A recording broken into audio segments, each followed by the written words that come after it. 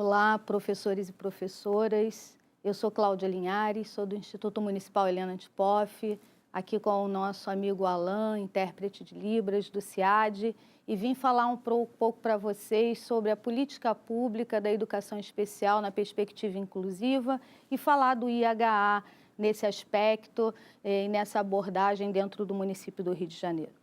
O Instituto Municipal Helena Antipoff, que fica localizado na rua Mata Machado, número 15, Maracanã, é o departamento que gerencia a política do MEC, que é com que nós trabalhamos em consonância, que direciona a política de educação especial na perspectiva inclusiva aqui no município do Rio.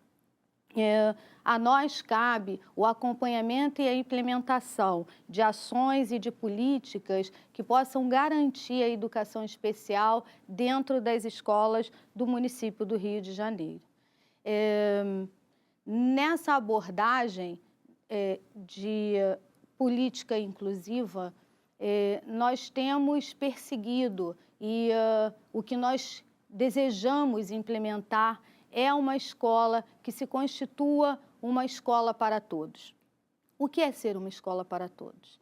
Durante muito tempo, enquanto sociedade, nós nos organizamos no universo pedagógico pensando na igualdade. A escola, ela foi construída durante muito tempo e por esse tempo passou toda a nossa geração e a maioria de nós se fazendo como um universo onde apenas os iguais e aqueles que conseguiam estar dentro desse nível de igualdade, desse padrão estabelecido de igualdade, conseguia se desenvolver e conseguia participar. Quando a gente traz uma escola para todos, a gente traz um marco e um diferencial para um modelo novo de sociedade, que entenda que pensar educação para todos é pensar em cada indivíduo, nas suas especificidades, todos, mas todos, cada um com a sua diferença. Movimentar essa política, movimentar uma escola que se constitua uma escola para todos, é conseguir gerenciar uma escola que rompa com um modelo onde a maioria de nós se constituiu enquanto pessoas, que é o modelo da escola que integrava, aonde nós, independente das nossas diferenças, das nossas lutas, das nossas dificuldades, das nossas particularidades, tínhamos que ser capazes de nos fazer inseridos. Esse modelo de escola, ainda no século XXI, ele insiste em acontecer. Nós ainda não estamos conseguindo entender que nós precisamos mudar a nossa prática para que todos e cada um possa fazer parte e possa ser contemplado dentro de um processo pedagógico.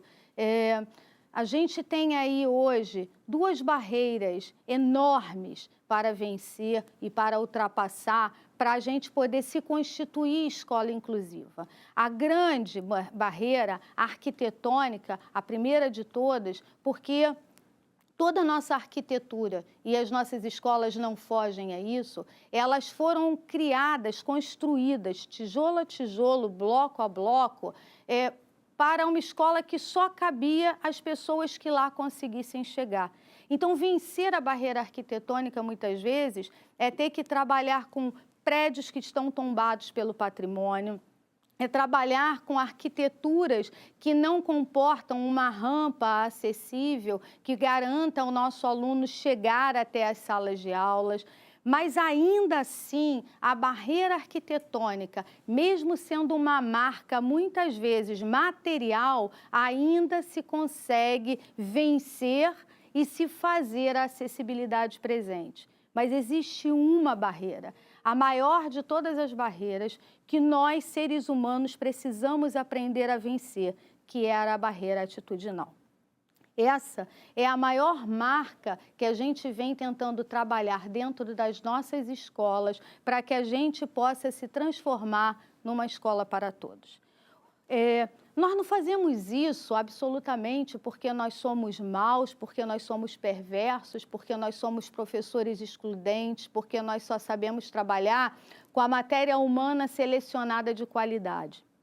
Nós fazemos isso porque nós, professores, precisamos entender que nós fomos formados, nós nos constituímos enquanto seres humanos dentro dessa escola que trabalhou a igualdade como marca social da nossa formação e na nossa constituição de pessoa. Nós viemos de uma escola onde todos nós acabamos o trabalho ao mesmo tempo, copiamos o trabalho ao mesmo tempo, corrigimos o trabalho ao mesmo tempo, até as provas nós acabávamos ao mesmo tempo e abaixávamos a cabeça. E ficávamos todos o mesmo tempo de cabeça baixa, esperando a nova matéria, a nova aula começar. Romper com isso é romper com uma escola que nos formou enquanto pessoa. Então, essa marca de formação humana, ela perpassa o professor. Nós não somos um ser humano e um professor, nós somos um ser, nós somos únicos. Nós somos seres humanos que nos transformamos em professores. Então, entender hoje que o diferente pode chegar à sala de aula, muitas vezes é ter que revisitar o ser humano que nós nos constituímos, nas nossas crenças e nossos valores, de trabalhar com esse diferente. É permitir que um menino com autismo, por exemplo, consiga aprender tudo sem nunca sequer conseguir pegar no lápis, porque muitas vezes sente dor física e não consegue materializar uma letra. Só consegue usar um tablet, um computador, letras móveis, mas consegue te dar resposta. Entender que, por exemplo, um menino, um PC grave, não consiga produzir a escrita na proporção e na dimensão que a gente entende como produção de escrita, é ter que romper com a nossa expectativa de professor de que produção textual tem que ter a grafia presente, tem que ter o grafite no papel. Então, revisitar esse professor que a gente se formou, que perpassa lá na nossa história de escolaridade, é um desafio. E só quando a gente conseguir romper essa barreira atitudinal, que parece ser a barreira mais difícil de transpassar, esse tom é que vai dar para a gente o colorido da escola que a gente persegue. E assim, não é à toa que a Lei Brasileira de Inclusão, ela vem trazendo isso para a gente. Durante muito tempo, a gente teve muitas resoluções, decretos, convenção, ganhando formas, inclusive, de lei, para nortear o nosso trabalho e, de certa forma, todos eles sempre vieram dizer para a gente que a nossa maior barreira era a atitude. Se não fosse atitude, nós não precisávamos ter tantas leis e tantos decretos anteriores, inclusive à LBI, a Lei Brasileira de Inclusão, que desse para a gente a necessidade, às vezes até de, por imposição, permitir que o diferente chegasse, permitir que a pessoa com deficiência chegasse. Então, assim, hoje, que chega a Lei Brasileira de Inclusão, na verdade, hoje não, ela foi assinada no dia 6 de julho de 2015 e entrou em vigor com força de lei no dia 2 de janeiro de 2016. Ela vem dizer para a gente, em todo o seu texto, em todo o seu corpo, numa voz muito forte, de que a maior barreira que nós precisamos vencer e passar é a barreira atitudinal. A barreira arquitetônica é a matéria, que a gente vai conseguindo avançar muitas vezes até tecnologicamente para conseguir fazer com que a acessibilidade chegue à pessoa com deficiência. Mas não adianta eu ter rampa, não adianta eu ter computador, não adianta eu ter elevador. Se eu não tenho ali, monitorando tudo isso, um outro ser humano que acredite que a pessoa com deficiência, dentro das suas diferenças, podem e conseguem se desenvolver, fazer parte e deixar o seu recado enquanto ser humano. Então, assim, é preciso um novo olhar. com meta, o trabalho que tenha como meta o trabalho coletivo, abrangendo a flexibilização dos tempos e espaços, organização das atividades e materiais, criando assim um currículo dinâmico, criativo, estimulando o potencial a ser desenvolvido. Hoje, nós temos mapeado uma estatística que vem crescendo ao longo do tempo. A última estatística que nós tivemos, a gente coloca como numericamente alcançado 14.279 alunos espalhados pelas nossas quase 1.300 escolas no município do Rio de Janeiro, e em diversas áreas. Agora, a gente precisa ter claro que a política de educação especial, ela está a serviço de um público determinado, o público-alvo da educação especial, que não é um Instituto Municipal Helena Antipoff que determina, não é a Secretaria Municipal de Educação, é o público determinado hoje pelo Ministério de Educação. Então, nós temos lá, com altas habilidades e superdotação hoje, matriculado na nossa rede, espalhado pelas escolas que vocês, professores, atuam e são os atores principais para que esse aluno possa se desenvolver e a gente possa avançar de uma perspectiva inclusiva para uma escola inclusiva onde todos possam estar inseridos, com as suas diferenças e com as suas grandes possibilidades. Nós temos lá, com altas habilidades e superdotação, 563 alunos, temos 3.508 crianças dentro do transtorno global do desenvolvimento, que aí entra síndrome de Rett, o autismo, entra o Asperger, entra o menino com psicose infantil.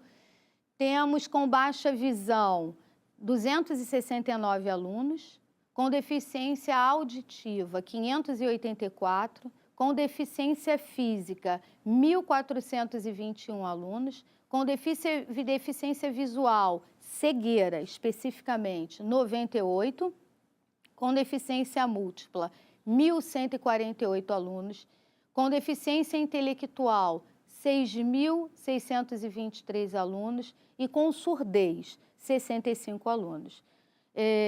E a gente soma aí, até o último levantamento de matrícula na rede do município do Rio de Janeiro, 14.279 alunos.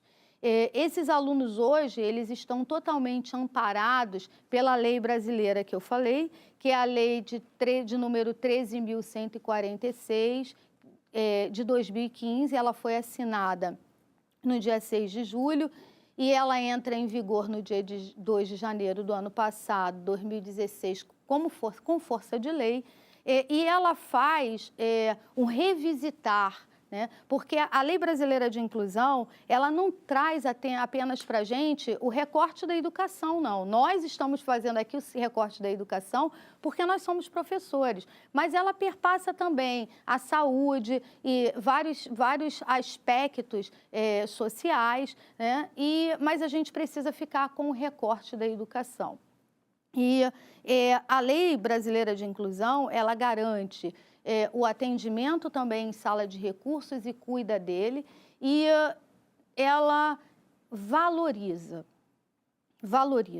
a atitude e a necessidade da abordagem pedagógica em sala de aula, olhando para as possibilidades e não para a deficiência. Ela destaca que nós somos, antes de tudo, uma pessoa, não um deficiente. Então, nós somos pessoas com deficiência, né? E quem trata isso e quem constrói essa lei, que hoje é o que norteia o nosso fazer pedagógico, são os próprios deficientes, porque eles são chamados para a construção e para a discussão dessa lei. Nada de nós sem nós. Esse foi o lema que gerou a própria construção da Lei Brasileira de Inclusão. Por que a gente ainda não consegue dizer que a gente, enquanto escola, embora todos os nossos esforços, embora muitas vezes nós, enquanto professores, enquanto seres humanos, estejamos tentando vencer as nossas barreiras atitudinais, e nós não podemos negar que nós a tenhamos, nós temos que assumir aonde é que está localizada a minha barreira humana e o que eu preciso vencer enquanto professor, que antes de me constituir professor, me constituir ser humano, para acreditar que o outro possa se desenvolver com as suas possibilidades. Por que a gente não consegue ainda romper com essa perspectiva inclusiva e se fazer, então, sociedade inclusiva? A gente vem falando e se falando enquanto sociedade que trabalha numa perspectiva inclusiva desde 2008. A gente vai fazer 10 anos que a gente vai estar fazendo 10 anos que a gente fala em perspectiva inclusiva e o que a gente não está conseguindo avançar? A educação inclusiva, ela está sob 4 pilares. Ela tem uma base. Eu tenho que garantir o acesso, eu tenho que garantir a permanência, eu tenho que garantir a participação e eu tenho que garantir a aprendizagem. A gente conseguiu criar o acesso. O nosso aluno, na Prefeitura do Rio, ele chega através da matrícula digital. Não existe mais uma seleção que faça com que alguém vá ali avaliar aquele sujeito que está com a marca da deficiência para dizer se ele pode ou não pode estudar naquela escola. Ele chega, ele se matricula e ele é encaminhado para a escola que a família pensa ser o melhor e que a equipe técnica que acompanha as coordenadorias, nós do Instituto Helena Antipoff, vamos avaliando junto com a família quais serão as necessidades daquele espaço para que aquele aluno possa pertencer. Então, ele tem o acesso dele garantido, tal qual qualquer aluno que queira chegar à rede do município do Rio de Janeiro. Matrícula digital, entra no portal, acessa a escola que ele quer ser matriculado e ele chega. Permanecer na escola, a gente hoje tem a própria justiça que cuida do direito da criança de estar numa escola, que cobra da família, que cobra da própria escola, que cobra do governo, a permanência dessa criança dentro da escola. Agora, a gente precisa fazer o nosso dever de casa, garantindo a participação e garantindo a aprendizagem. Como é que eu posso garantir participação e aprendizagem para um aluno que não consegue, muitas vezes, caminhar lado a lado com os seus pares, mas que precisa estar com seus pares? Porque inclusão é isso. A inclusão é eu permitir que uma criança com deficiência intelectual de 13 anos esteja com o seu colega de 13 anos, sem ser infantilizado, sem ser colocado para trás, porque cognitivamente ele precisa de adaptações que possam permitir a ele o aprendizado dele de acordo com as suas possibilidades. A gente tem no Rio um instrumento que é o PEI, que é o Plano de Ensino Individualizado, construído pelo professor da sala de recursos juntamente com o professor da turma comum, porque tem que ser um instrumento onde todos enxerguem esse indivíduo e as suas possibilidades e ali, naquele plano, vamos pensar juntos as adaptações, elencar todos os descritores, todos os orientadores curriculares e flexibilizar tanto e quanto for necessário para que aquele ser humano possa ter garantido a sua permanência e o seu desenvolvimento naquela turma comum. Sem flexibilização, sem adaptação e sem adequação nas atividades, sem a parceria do professor, e sem a ajuda do professor do atendimento educacional especializado, nós não conseguiríamos avançar na política de inclusão.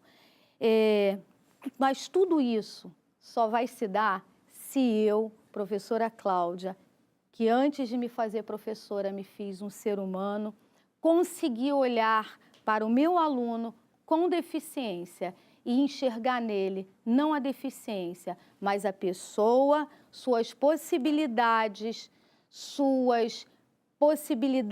de se desenvolver, suas marcas positivas, muito além daquilo que o marcou muitas vezes biologicamente. Entender essa possibilidade é aprender a olhar não para o que todos fazem, mas para o que cada um é capaz de fazer. É a gente aprender a olhar além do currículo que está posto e saber o currículo que se pode para cada sujeito se desenvolver. Quando a gente conseguir isso, a gente vai ter conseguido se fazer escola inclusiva. Mas eu não posso pensar isso só quando eu chego na sala de aula. Eu tenho que pensar isso enquanto escola que quer se fazer escola para todos. Eu tenho que pensar isso na hora do meu projeto político-pedagógico, eu tenho que pensar isso na hora que eu construo uma festa, uma culminância, uma comemoração, na hora que eu construo atividades extras para que todos os alunos façam parte e também para o meu aluno com deficiência, com autismo, com altas habilidades. Eu preciso aprender que uma escola não é mais um espaço de igualdade, é um espaço de pertencimento de todos e nós não somos iguais, nós somos indivíduos, nós somos únicos, nós somos singulares, nós somos seres humanos.